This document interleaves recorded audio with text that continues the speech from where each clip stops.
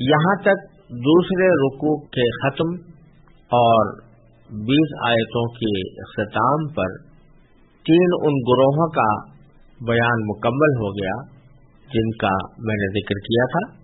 یعنی سب سے پہلے ان لوگوں کا جو نبی کریم صلی اللہ علیہ وسلم پر اور قرآن پر ایمان لائے، اور دوسرا وہ جو کھلے طور پر کفر اختیار کیا، اور تیسرے وہ لوگ کہ جو منافق تھے، یعنی زبان سے اسلام کا اقرار کرتے رہے اور دل میں وہ مومن نہیں تھے. ان تینوں گروہوں کا بیان کرنے کے بعد اب اللہ تبارک و تعالی اس صورت میں اسلام کے جو بنیادی عقائد ہیں ان کی تشریح فرما رہے ہیں اور ان کی طرف تینوں گروہوں کو دعوت دے رہے ہیں. یعنی پیچھے جن تینوں گروہوں کا بیان ہوا، مومن، کافر اور منافق، ان تینوں کو اکٹھے دعوت دی جا رہی ہے اسلام کے بنیادی عقائد کی. اسلام کے یوں تو عقائد بہت سے ہیں، لیکن جس پر اسلام کی بنیاد ہے وہ 3 عقیدے ہیں. ایک توحید، دوسرے رسول اللہ صلی اللہ علیہ وسلم کی رسالت، اور تیسرے آخرت. یہ 3 بنیادی عقائد ہیں جن پر اسلام کی بنیاد ہے. تو آگے کی آیتوں میں، آگے کی 5 آیتوں میں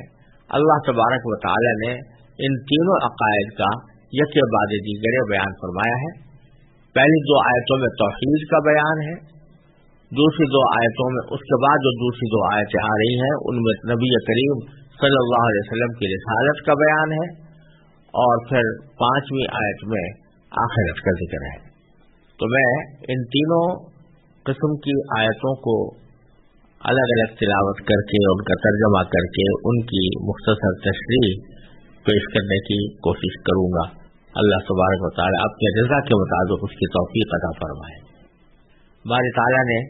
اس تیسرے رکوع کے آغاز میں ارشاد فرمایا، یا ایھا الناس اعبدوا ربکم الذی خلقکم والذین من قبلکم لعلکم تتقون الذی جعل لکم الارض فراشا والسماء بناء وأنزل من السماء ماء فأخرج به من الثمرات رزقا لكم فلا تجعلوا لله أندادا وأنتم تعلمون. اے لوگو، اپنے اس پروردگار کی عبادت کرو جس نے تمہیں اور ان لوگوں کو پیدا کیا جو تم سے پہلے گزرے ہیں، تاکہ تم متقی بن جاؤ. وہ پروردگار جس نے تمہارے لیے زمین کو بچھونا بنایا اور آسمان کو چھت، اور آسمان سے پانی برسایا، پھر اس کے ذریعے تمہارے رزق کے طور پر پھل نکالے. لہذا اللہ کے ساتھ شریک نہ ٹھہراؤ جبکہ تم یہ سب باتیں جانتے ہو. ان 2 آیتوں میں اللہ تبارک و تعالی نے تمام انسانوں کو خطاب فرمایا ہے. قرآن کریم کا یہ اسلوب ہے کہ جب وہ صرف مسلمانوں کو خطاب فرماتا ہے تو یا ایھا الذین آمنوا کہہ کر خطاب کرتا ہے، اے ایمان والو. اور جب مسلمان اور غیر مسلم ہر قسم کے انسانوں کو، یعنی پوری انسانیت کو اس کا خطاب ہوتا ہے تو وہ یا ایھا الناس کہہ کر خطاب کرتا ہے. تو یا ایھا الناس کے معنی اے لوگو، یعنی تمام انسانوں، اس میں مسلمان بھی آ گئے اور غیر مسلم بھی آ گئے. تو اے لوگو اعبدوا ربکم، تم اپنے پروردگار کی عبادت کرو. الذی خلقکم والذین من قبلکم، جس نے تم کو پیدا کیا اور ان لوگوں کو جو تم سے پہلے ہو گزرے ہیں. یہاں عبادت کا حکم اللہ تبارک و تعالی نے دیا ہے، اور اسی اگلی آیت میں اس کی مزید تشریح کرتے ہوئے یہ بھی فرمایا ہے کہ فلا تجعلوا للہ اندادا، کہ تم اللہ کے ساتھ کسی بھی شریک کو نہ ٹھہراؤ، کسی شریک پر عقیدہ نہ رکھو کہ اس کی خدائی میں کوئی اور بھی شریک ہے. تو مقصود ان دونوں آیتوں کا توحید کی طرف دعوت دینا ہے کہ تم عبادت کرو تو صرف اللہ تبارک و تعالیٰ کی کرو، اس کے ساتھ کسی کو شریک مت ٹھہراؤ.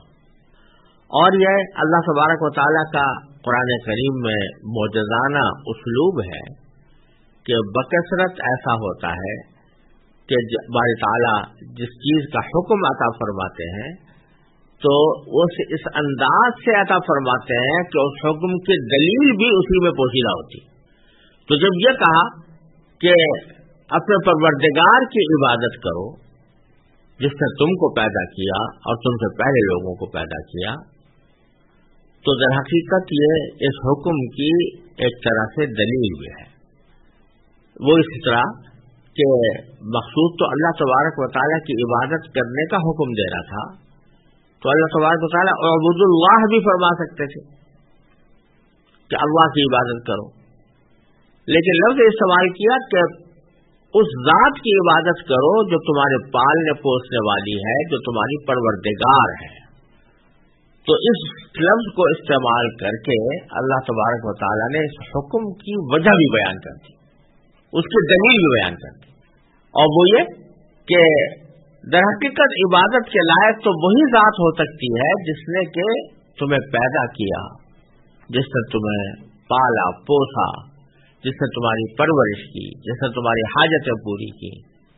تمہاری بھی اور تم سے پہلے لوگوں کی بھی. تو یہ عجیب بات ہوگی کہ پالے تو کوئی اور پیدا تو کوئی کرے اور عبادت تم کسی اور کی شروع کر دو. اہل عرب جو تھے، جو مشرک تھے، وہ اس بات کا اقرار کرتے تھے کہ ہمیں پیدا کیا ہے اللہ تبارک و تعالیٰ نے، نہ صرف ہمیں بلکہ آسمانوں کو زمین کو پیدا کرنے والا بھی اللہ تعالیٰ ہی ہے. یہ بات وہ مانتے تھے. اور جتنے مشرکین اس دنیا میں ہیں ان مشرکین میں سے بیشتر کا عقیدہ بھی یہی ہوتا ہے کہ آسمان و زمین کو پیدا کرنے والا، ہمیں وجود میں لانے والا، ہماری پرورش کرنے والا اللہ تبارک و تعالیٰ ہے. وہ اللہ تعالیٰ کو کسی بھی نام سے پکارتے ہو، لیکن وہ جانتے اور مانتے ہیں کہ ہماری پیدائش اور کائنات کی پیدائش صرف اللہ تبارک و تعالیٰ کا کام ہے. اس کے باوجود وہ مختلف دیوتا بنا کر ان کی پوجا شروع کر دیتے ہیں، یہ سمجھ کر اور یہ عقیدہ رکھ کے کہ اللہ تبارک و تعالیٰ نے اگرچہ پیدا تو کر دیا ہمیں، لیکن پھر ہماری تمام حاجتیں ان لوگوں سے وابستہ کر دی ہیں، اور یہی ہے جو مختار کل ہے، اور اللہ تعالیٰ نے ان کو اپنا مختار بنا دیا ہے. یا یہ کہ کم از کم یہ ہمارے ایسے خدا ہیں، ایسے دیوتا ہیں اعوذ باللہ، جو بڑے اللہ تعالیٰ کے سامنے ہماری سفارش کریں گے. تو اللہ تبارک و تعالیٰ یہاں ربکم الذی خلقکم والذین من قبلکم فرما کر کہ باری تعالیٰ وہ ذات ہے جس نے تمہیں پیدا کیا، تمہاری پرورش کی اور تم سے پہلے لوگوں کی بھی کی. یہ دلیل دے دی ہے اس بات کی کہ تمہیں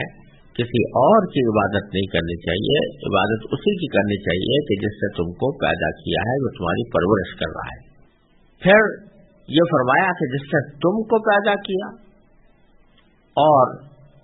جو لوگ تم سے پہلے گزرے ہیں ان کو پیدا کیا. یہ نہیں ہے کہ آدھی مخلوق اس نے پیدا کی اور آدھی مخلوق کسی اور نے پیدا کر دی. ساری مخلوق اسی کو پیدا کردہ ہے، اسی کی تربیت میں ہے، اسی کی پرورش میں ہے. یہاں یہ بات بھی بعض مفسرین نے ایک لطیف اشارے کے طور پر ذکر کی ہے کہ اللہ تبارک و تعالیٰ نے یوں فرمایا کہ جس نے تم کو پیدا کیا اور جو لوگ تم سے پہلے تھے ان کو پیدا کیا. تم کو پیدا کیا میں خطاب ہے نبی کریم سرور دو عالم صلی اللہ علیہ وسلم کی امت کو، اور والذین من قبلکم سے مراد ہیں پچھلی امتیں جن کی طرف پچھلے پیغمبر تشریف لاتے رہے ہیں اور ان کو ہدایت کا پیغام سناتے رہے ہیں. تو نقطہ یہ ہے کہ یہاں اللہ تبارک و تعالی امت محمدیہ علیہ صاحب السلام کا بھی ذکر کیا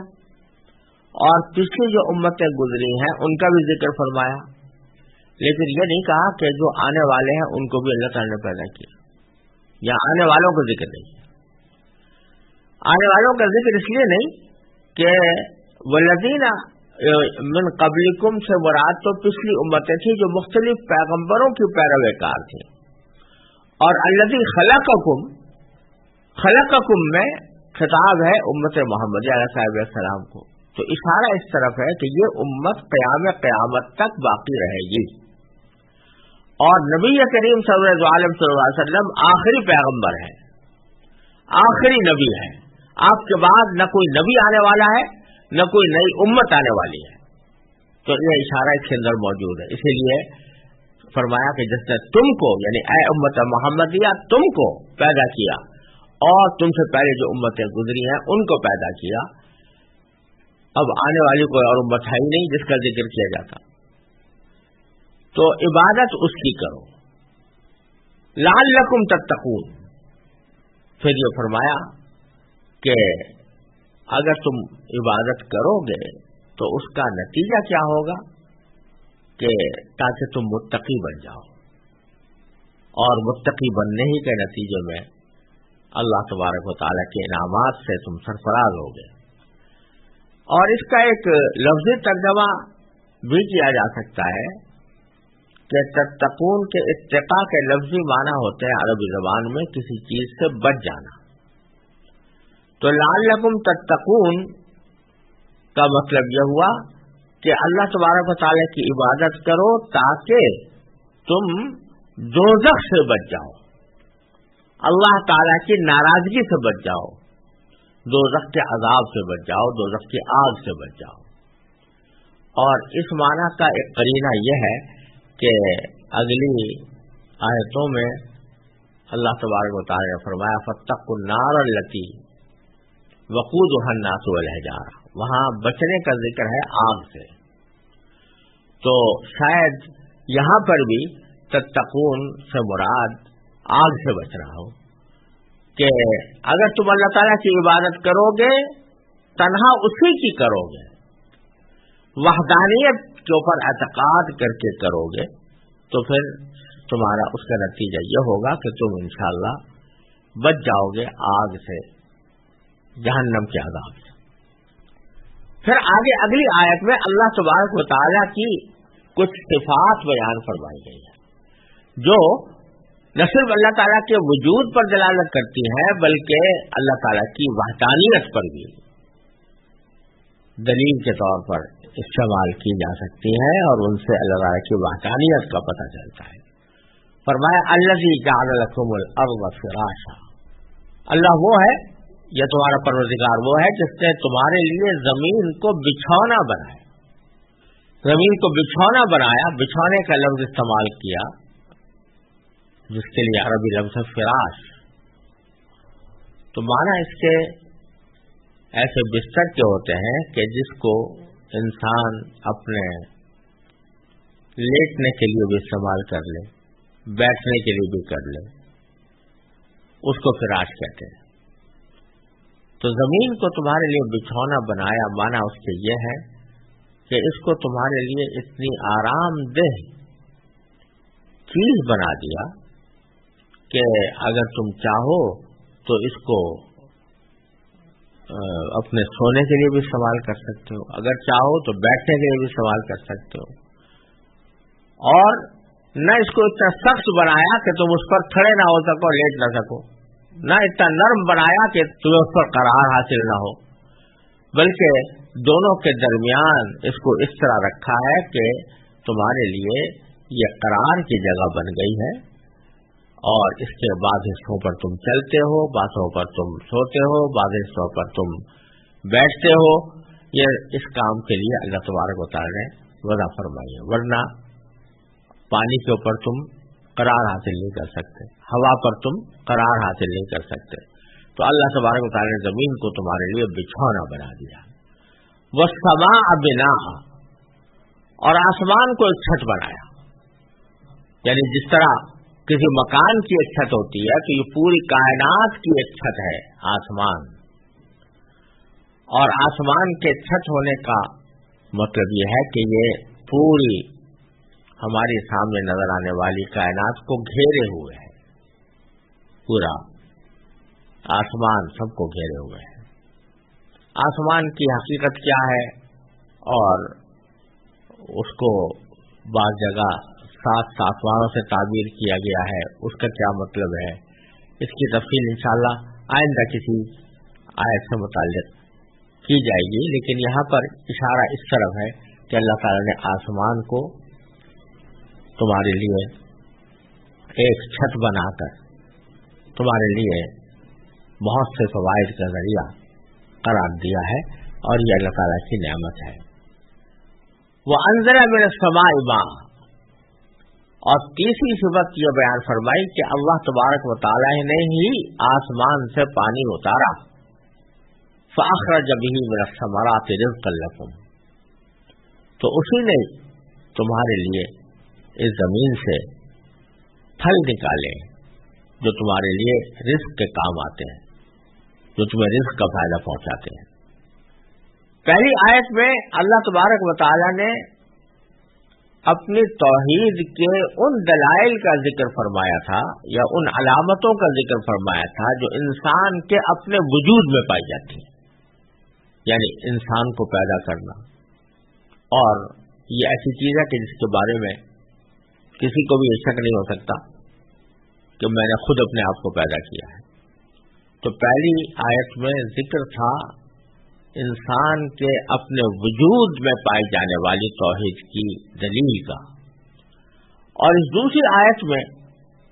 ذکر ہے ان دلائل کا جو انسان کے وجود سے باہر پورے عالم میں، آفاق میں اور کائنات میں پائے جاتے ہیں۔ پہلی قسم کے دلائل کو مفسرین عام طور پر آیات انفس سے تعبیر کرتے ہیں، اور دوسرے قسم کے دلائل کو آیات آفاق سے تعبیر کرتے ہیں۔ تو یہاں دوسری آیت میں آیات آفاق کا ذکر ہے، یعنی دنیا میں جو اللہ تعالیٰ کی قدرت کاملہ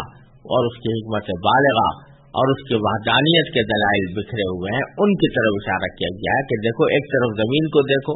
یہ اس کی پیدا کی ہوئی ہے تمہارے لیے، ایک طرف آسمان کو دیکھو جس کو تمہارے لیے چھت بنا دیا ہے، اور پھر اس آسمان سے ہی پانی اتارا ہے۔ آسمان سے پانی اتارنے کا معنی یہ کہ بادلوں سے پانی اتارا ہے، کیونکہ آسمان کی طرف سے وہ اترتا ہوا نظر آتا ہے، اس واسطے جگہ جگہ قرآن کریم نے اس کو آسمان سے اترنے سے تعبیر کیا ہے، ورنہ دوسری جگہ بادلوں کا ذکر ہے کہ بادلوں سے ہم نے پانی اتارا، اور پھر اس سے ہم نے تمہارے لیے پھل پیدا کر دیے جو تمہارے رزق کے کام آتے ہیں۔ اشارہ اس بات کی طرف ہے کہ آسمان سے پانی برسانے کا تو کام سوائے اللہ تعالیٰ کے کوئی دعویٰ نہیں کر سکتا کہ میں نے برسا دیا ہے، اللہ تعالیٰ ہی برساتا ہے۔ پھر اس پانی سے یا پانی کے ذریعے زمین کے اندر جو نباتات پیدا ہوتی ہیں، اس سے جو پھل اگتے ہیں یا ترکاریاں پیدا ہوتی ہیں یا سبزیاں نکلتی ہیں یا پھول اگتے ہیں، وہ سب کچھ اللہ تبارک و تعالی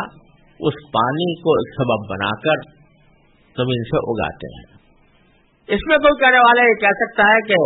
بیج تو میں نے ڈالا تھا، ہل میں نے چلایا تھا، پانی میں نے دیا تھا، اس کی دیکھ بھال میں نے کی تھی۔ تو اگر بالفرض کی بھی ہو کسی نے یہ دیکھ بھال، تو زیادہ سے زیادہ اس کا کام اتنا ہی تو ہے نا کہ وہ پانی پہنچا دیا، زمین کو برابر کر دیا، زمین میں اگر کسی جگہ کھدائی کی ضرورت تھی تو کھدائی کر دی، لیکن اس بیج کو کوپل بنانا اور کوپل کو پودے میں تبدیل کرنا اور پودے کو درخت میں تبدیل کر دینا اور اس درخت کے اوپر پھل اگانا، یہ تو سوائے اللہ تبارک و تعالیٰ کے کسی اور کے بس میں نہیں تھا،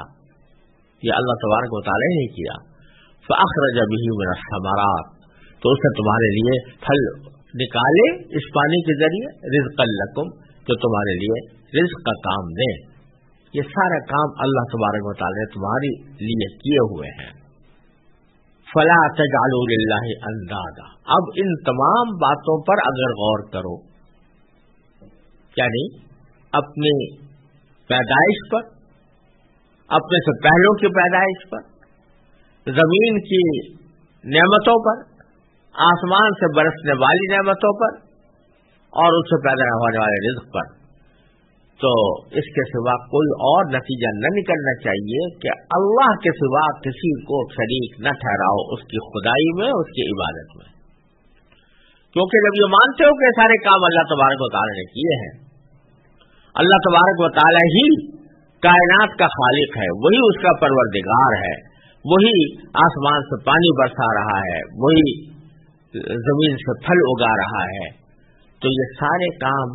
जिसको ज़ात कर रही है, तो इबादत की मुस्तहिक भी वही होगी। ये अहले अरब का अजीब निराला फलसफा था कि वो सारी बातें मानते थे, अल्लाह को कायनात का खालिक भी मानते थे, आसमान से पानी बरसाने वाला भी मानते थे, जमीन से नबातात उगाने वाला भी मानते थे, लेकिन अजीब बात है कि अपनी हाजत रवाई के लिए, अपनी मुश्किल कुशाई के लिए वो दूसरे देवता घर घर कर उनकी तरफ रुजू करते थे। किसी का नाम लात रख दिया, किसी का नाम उज़्ज़ा रख दिया, किसी का नाम हुबल रख दिया, और